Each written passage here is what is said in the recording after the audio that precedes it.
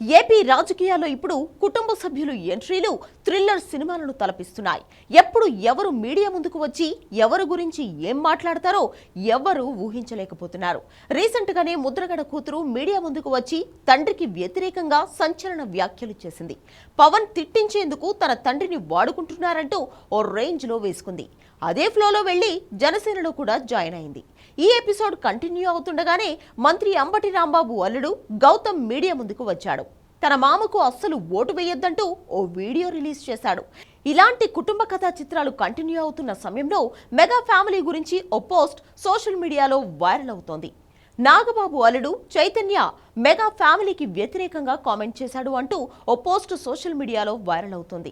Mega family అంతా నమ్మక ద్రోహులని, ఆర్టిస్టులను భయపెట్టి ప్రచారం చేయిస్తున్నారంటూ చైతన్య చెప్పినట్లుగా ఆ పోస్ట్ ఉంది.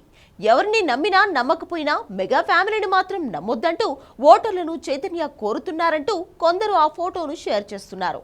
వైసీపీకి ఇప్పుడు ఒక ఆయుధంగా మారింది. వైసీపీ కార్యకర్తలు పనిగట్టుకుని మరీ ఆ పోస్టుకు రంగులు దిద్ది మరీ వైరల్ చేస్తున్నారు. అయితే చైతన్య పేరుతో సర్క్యులేట్ అవుతున్న ఈ పోస్ట్ ఫేక్ అని తెలుస్తోంది. రీసెంట్ గా చైతన్య ఎలాంటి ఇంటర్వ్యూలు ఇవ్వలేదు, మీడియా ముందుకు రాలేదు. తన సోషల్ మీడియాలో కూడా ఎలక్షన్ గురించి గానీ మెగా ఫ్యామిలీ గురించి గానీ పోస్ట్ చేయలేదు. దీంతో కావాలనే కొందరు పవన్ కళ్యాణ్ పై బురద చల్లేందుకు ఈ పని చేస్తున్నారంటూ జనసేన నేతలు చెబుతున్నారు. నాగబాబు కూతురు నిహారిక చైతన్య 2020లో పెళ్లి చేసుకున్నారు. తర్వాత వాళ్ళ పర్సనల్ కారణాల వల్ల విడిపోయారు. అప్పటి నుంచి ఎవరి జీవితం వాళ్ళు బతుకుతున్నారు.